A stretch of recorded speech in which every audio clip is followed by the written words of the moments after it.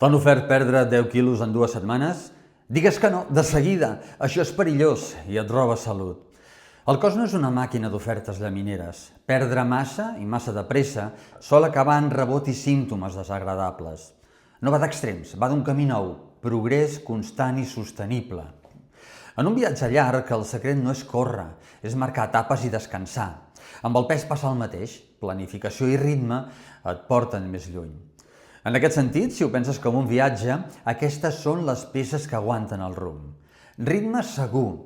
Apunta mig quilo, 1 quilo cada setmana. Això és el que recomana l'Organització Mundial de la Salut.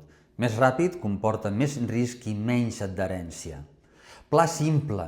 Menjar real en base vegetal. Racions ordenades i mos ràpid només si cal. Evita restriccions extremes. Encoratja d'hàbits. Horaris, aigua, son i moviment diari. Petites victòries sumen. Marge per a capritxos. Planifica'ls perquè no et governin els desitjos sobtats. Sempre t'ho dic, no consisteix a restringir, sinó a fer-ho amb cap.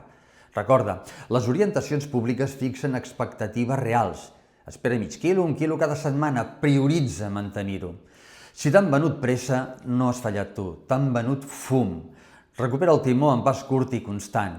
I si et cal ajuda, contacta amb mi per a orientar-te.